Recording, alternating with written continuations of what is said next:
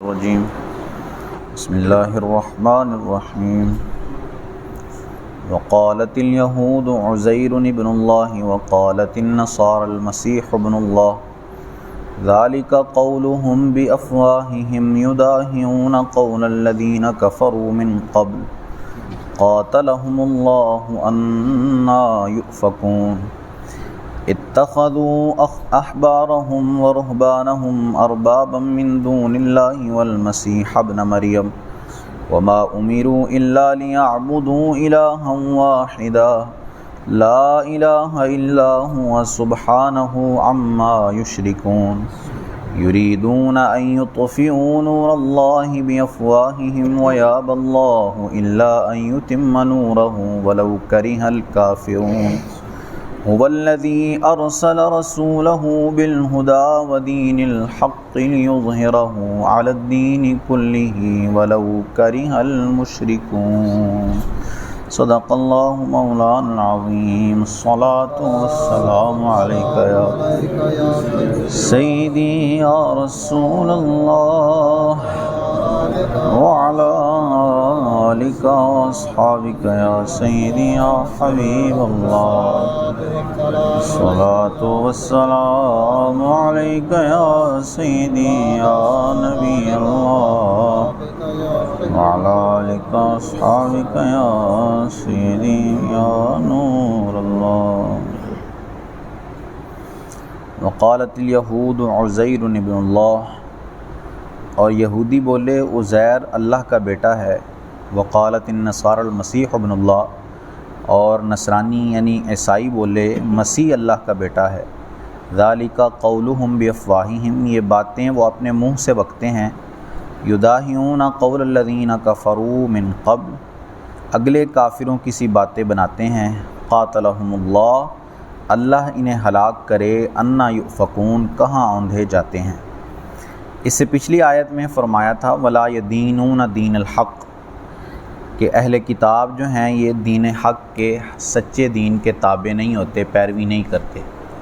اب یہاں اس آیت میں اس کی تفصیل ذکر کی گئی کہ وہ جو فرمان تھا اللہ کا کہ یہ حق دین کی پیروی نہیں کرتے وہ کیوں تھا؟ وہ اس لیے فرمایا کہ یہ معاذ اللہ کے لیے اولاد ہونا ثابت کرتے ہیں۔ اللہ عز و جل کے لیے جیسے یہودیوں کا عقیدہ بیان کیا کہ یہ حضرت عزیر علیہ السلام یہ وہ نبی ہیں کہ جنہیں اللہ عز و جل نے 100 سال تک ان کی روح قبض فرمائی اور 100 سال کے بعد انہیں دوبارہ سے زندہ فرمایا۔ یہ ایک بستی کے قریب سے گزر رہے تھے اور وہ بستی بالکل ہلاک ہو چکی تھی، ختم ہو چکی تھی، تو انہوں نے یہ سوچا اپنے دل میں کہ اس طرح جب ایک بستی ختم ہو چکی بالکل تو اللہ عز و جل کیسے دوبارہ سے اس بستی کو بسائے گا اور اس کو دوبارہ سے زندہ لوگوں کے ساتھ بھر دے گا۔ تو اس پر آپ علیہ السلام کو دکھانے کے لیے کہ اللہ عز و جل کیسے دوبارہ سے اس بستی کو بسائے گا،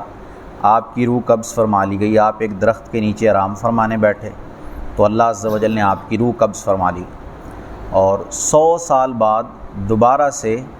آپ کے اندر روح پھونکی گئی۔ سب سے پہلے آپ کی آنکھوں میں روح پھونکی گئی، پھر اس کے بعد پورے جسم میں، تاکہ آپ اپنی آنکھوں سے اپنے سارے جسم کو دوبارہ سے زندہ ہوتا دیکھیں۔ پھر آپ کے قریب آپ کی سواری تھی، وہ چونکہ 100 سال گزر گئے تھے تو اس کی ہڈیاں بھی گل کے جو ہے وہ ختم ہو چکی تھیں، لیکن آپ کے پاس جو کھانا تھا وہ 100 سال گزرنے کے بعد بھی بالکل ٹھیک تھا، اس میں بو بھی پیدا نہیں ہوئی تھی۔ تو اللہ عز و جل نے آپ کو دکھانے کے لیے کہا کہ اب تم اپنی سواری کی طرف دیکھو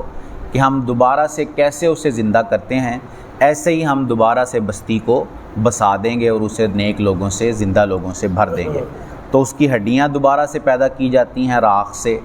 اور اس کی ہڈیاں جڑ جاتی ہیں، پھر ان پر گوشت چڑھتا ہے، پھر اس پر کھال چڑھتی ہے اور اللہ عز و جل آپ کی سواری کو دوبارہ سے زندہ فرما دیتا ہے۔ تو آپ علیہ السلام چونکہ 100 سال تک جو ہے وہ آپ کی روح قبض رہی اور اس کے بعد آپ دوبارہ سے زندہ ہوئے، اس کی وجہ سے یہودیوں کے بعض فرقوں نے آپ کو معاذ اللہ کا بیٹا کہنا شروع کر دیا۔ یہ تمام یہودیوں کا مذہب نہیں تھا، بلکہ یہودیوں کے اندر فرقے تھے، ان میں ایک فرقہ تھا جس کا یہ مذہب تھا۔ انہی فرقوں میں سے 4-5 لوگ حضور صلی اللہ تعالیٰ علیہ وسلم کے پاس آئے اور انہوں نے آ کر حضرت عزیر کے بارے میں یہ بات کہی کہ وہ تو اللہ کے بیٹے تھے، تو اس پر اللہ عز و جل نے یہ آیت نازل فرمائی کہ یہودی کہتے ہیں کہ عزیر اللہ کے بیٹے ہیں، لیکن ذالک قولہم بافواہہم یداہیون، یہ اپنے منہ سے باتیں بک رہے ہیں، مطلب یہ ہے کہ ان کے پاس اس کی کوئی دلیل موجود نہیں ہے، اس پر کوئی واضح، کوئی سچی، کوئی حق دلیل یہ پیش نہیں کر سکتے، بس اپنے منہ سے انہوں نے باتیں بنائی ہوئی ہیں جس کی جو ہے وہ کوئی حقیقی دلیل ان کے پاس موجود نہیں ہے۔ اسی طرح عیسائیوں کا عقیدہ بھی یہاں بیان کیا کہ وہ کہتے تھے کہ مسیح یعنی حضرت عیسیٰ علیہ السلام اللہ کے بیٹے ہیں۔ 3 طرح کے مذہب پائے جاتے ہیں حضرت عیسیٰ کے بارے میں عیسائیوں میں۔ ایک مذہب یہ ہے کہ وہ حضرت عیسیٰ کو اللہ کا بیٹا کہتے ہیں، دوسرا مذہب یہ ہے کہ وہ حضرت عیسیٰ علیہ السلام کو ہی خدا کہتے ہیں، وہ کہتے ہیں کہ خدا کی ذات حضرت عیسیٰ کے جسم مبارک میں حلول کر گئی، وہ حضرت عیسیٰ کے جسم میں آ گئے تو اس طرح وہ خدا ہو گئے معاذ اللہ۔ اور تیسرا ان کا مذہب ہے کہ وہ 3 خدا مانتے ہیں، ایک حضرت عیسیٰ کو، ایک حضرت عیسیٰ کی والدہ حضرت مریم کو، اور ایک روح القدس یعنی حضرت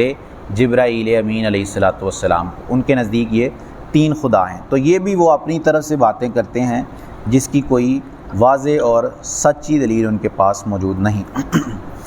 اتخذوا احبارہم و رہبانہم، انہوں نے اپنے پادریوں اور جوگیوں کو اربابا من دون اللہ، اللہ کے سوا خدا بنا لیا، والمسیح ابن مریم، اور عیسیٰ ابن مریم کو بھی، وما امروا الا لیعبدوا الہا واحدا، اور انہیں تو یہی حکم دیا گیا تھا کہ صرف ایک اللہ کی عبادت کریں، لا الہ الا ہو، اس کے سوا کوئی معبود نہیں، سبحانہ عما یشرکون، اسے پاکی ہے اس سے جو یہ شرک کرتے ہیں۔ اس آیت میں بیان فرمایا کہ یہودیوں اور عیسائیوں نے اپنے پادریوں اور جو درویش لوگ تھے ان کو اللہ کے سوا خدا بنا لیا۔ یہاں خدا بنانے سے یہ مراد ہے کہ انہوں نے کوئی ان کی پوجا نہیں کی تھی معاذ اللہ،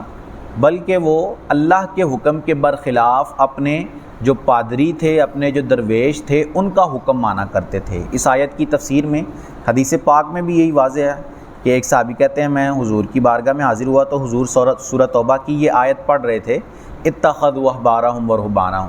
جب یہ آیت پڑھی تو اس کے بعد اس کی وضاحت کرتے ہوئے، تفسیر کرتے ہوئے ارشاد فرمایا کہ انہوں نے اپنے علماء کو، اپنے پادریوں کو جو ہے وہ خدا نہیں بنایا تھا، مطلب پوجا نہیں تھا انہیں،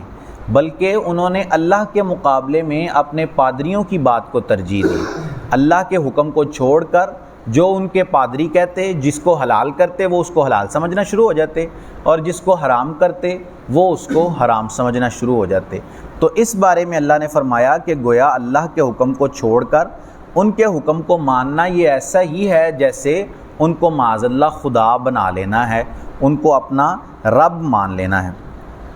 اس آیت کو بعض لوگ لے کر جو ہے وہ اعتراض یہ کرتے ہیں، جیسے ہم الحمدللہ آپ کو پتہ ہے کہ ہم امام اعظم ابو حنیفہ کے پیروکار ہیں فقہی مسائل کے اندر، ہم فقہی مسائل کے اندر امام اعظم ابو حنیفہ کو فالو کرتے ہیں، اور اس طرح جو دوسرے امام ہیں ان کے فالوورز بھی موجود ہیں، امام شافعی، امام مالک، امام احمد ابن حنبل۔ بعض لوگ یہ آیت پڑھ کے کہتے ہیں کہ ہم بھی ایسے ہی کرتے ہیں معاذ اللہ جیسے یہودیوں نے کیا تھا، کہ ہم اللہ رسول کے مقابلے میں امام کی بات کو ترجیح دیتے ہیں، حالانکہ یہ آیت اس بارے میں نہیں پڑھی جا سکتی۔ اس کی وجہ یہ ہے کہ یہودیوں نے جو یہ معاملہ کیا تھا اپنے پادریوں کو، علماء کو، جو مطلب ان کی باتیں مانتے تھے، وہ اس طور پر مانتے تھے کہ وہ اللہ عز و جل کے حکم کو بالکل پس پش ڈال دیتے تھے، یعنی وہ یہ نہیں دیکھتے تھے کہ کتاب اللہ کیا بیان کرتی ہے،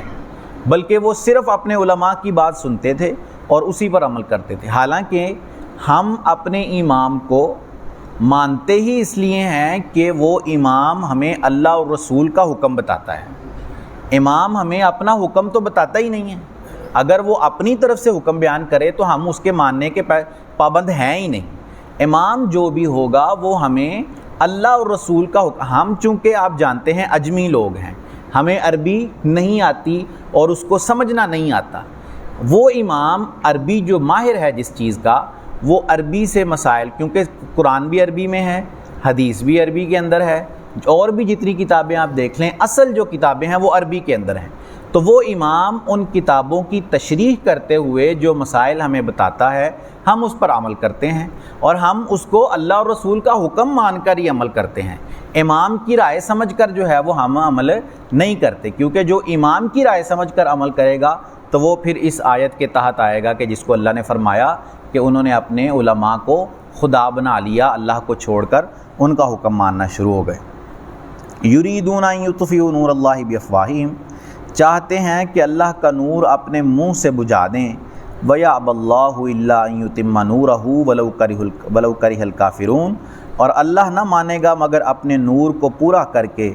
اگرچہ کافر برا مانتے رہیں۔ هُوَ الَّذِي أَرْسَلَ رَسُولَهُ بِالْهُدَىٰ، وہی ہے جس نے اپنا رسول ہدایت کے ساتھ ودین الحق کی اور سچے دین کے ساتھ بھیجا، لِيُظْهِرَهُ عَلَى الدِّينِ كُلِّهِ، تاکہ اسے سب دینوں پر غالب کر دے، وَلَوْ كَرِهَ الْمُشْرِكُونَ، اگرچہ مشرک برا مانے، ناپسند کرے۔ یہاں یہ جو فرمایا کہ چاہتے ہیں کہ اللہ کا نور منہ سے بجھا دیں، یہاں نور سے مراد یا تو دین اسلام ہے یا حضور صلی اللہ تعالیٰ علیہ وسلم کی معجزات پر جو اللہ عز و جل کی طرف سے یا حضور کی طرف سے دلائل پیش کیے جاتے ہیں، ان کے بارے میں فرمایا کہ یہ چاہتے ہیں کہ اپنے منہوں سے اللہ عز و جل کے نور کو بجھا دیں، حالانکہ اللہ عز و جل اپنے نور کی ایسی حفاظت فرمانے والا ہے کہ وہ اس نور کو تمام دنیا پر غالب کر دے گا۔ اور اس کا ظہور یہ جو فرمایا آیت میں کہ جس نے اپنے رسول کو دین حق کے ساتھ بھیجا تاکہ اس دین کو غالب کر دے تمام دینوں پر، اس کا ظہور قرب قیامت سیدنا عیسیٰ علیہ السلام کی جب دوبارہ سے تشریف آوری ہوگی دنیا میں، اس وقت اس آیت کا ظہور ہوگا۔ وہ اس طور پر کہ اس وقت دنیا میں کوئی بھی کافر موجود نہیں ہوگا، تمام کے تمام لوگ سب کے سب اسلام کے اندر داخل ہو جائیں گے اور سب کے سب مسلمان ہو جائیں گے، اور یہ اللہ کا وعدہ ہے جو اللہ نے پورا فرمانا ہے، کیونکہ اللہ نے فرمایا ہم نے دین بھیجا ہی اس لیے ہے لِيُظْهِرَهُ عَلَى الدِّينِ كُلِّهِ، تاکہ اس دین کو تمام دینوں پر غالب کر دیں اور باقی دینوں کو ختم کر دیں، اور اس کا جو وعدہ ہے وہ اللہ عز و جل ضرور پورا فرمائے گا۔ وَلَوْ كَرِهَ الْمُشْرِكُونَ، اللہ فرماتا ہے اگرچہ مشرک برا مانیں، ناپسند کریں، ان کے برا ماننے یا ناپسند کرنے کو اللہ عز و جل کی کوئی پرواہ اللہ عز و جل نہیں فرمائے گا۔ اللہ عز و جل سے دعا ہے کہ اللہ عز و جل ہمیں قرآن کی صحیح فہم عطا فرمائے، آمین بجاہ خاتم النبیین صلی اللہ علیہ وسلم۔ اللہم صلی علی سیدنا و مولانا محمد وبارک وسلم علیہ۔ مالک کریم عز و جل نماز فجر ادا کرنا، درس کرنا، سننا اپنی بارگاہ میں قبول فرما، نماز کی غلطیاں، درس کی غلطیاں اپنے فضل و کرم سے معاف فرما، ہم سب کی، ہمارے والدین کی اور رسول کریم صلی اللہ علیہ وسلم کی ساری امت کی بخشش فرما، ہم سب کو خلوص و استقامت سے 5 وقت باجماعت نماز پڑھنے کی توفیق عطا فرما، ہم سب پر اپنی نظر رحمت فرما، ہم سب کا خاتمہ بالایمان فرما، رزق حلال وسیع عطا فرما، حرام کے رزق سے محفوظ فرما، ہماری ساری دعائیں اپنی بارگاہ میں قبول فرما۔ وصلی اللہ تعالی علی حبیبہ سیدنا و مولانا